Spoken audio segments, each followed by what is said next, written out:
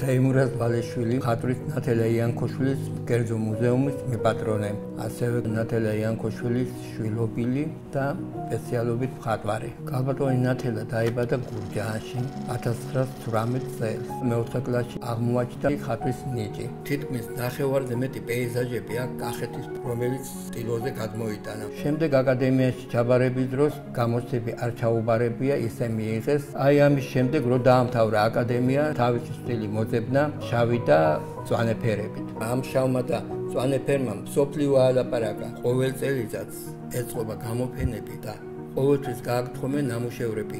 ძალიან ბევრი ნამუშევრები აქვს. გერმანიაში არის ესეთი გალერეა კონფილდი. გალერეა მუშაობს ეხლა რო კალბატონი ნათელა მსოფლიო გაიცნოს. ნათელას ნამუშევარი სოთბის აუქციონზე გაიტანა კერძო პიროვნებამ, რომელსაც კერძოდ ჰქონდა შეძენილი.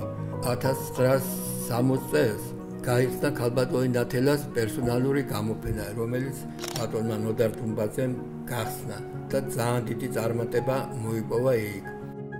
სადაც თვითონ შოთა ამირანაშვილმა თქვა ესეთი სიტყვებით, რომ ეს არის მომავალი საუკუნის მხატვარი.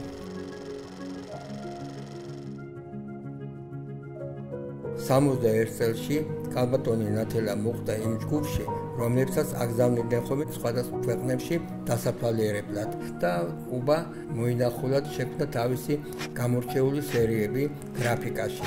აღსანიშნავი იმით არის თანაც, რომ კუბაში კალბატონი ნათელა გაეცნო თავად ფიდელ კასტროს, რომელმაც სთხოვა, რომ შეესრულებინა თავისი პორტრეტი. კალბატონი ნათელა გადასცა საჩუქრად ფიდელ კასტროს პირადად და ამავე დროს იქ გაკეთებული პეიზაჟის აჩუქა. კალბატონი ნათელა სურათებს რომ დააწყობდა ხოლმე ყოველთვის ჩანდა, რომ ეს იყო ნათელა თავისი ამ შავი და მწვანე ფერით.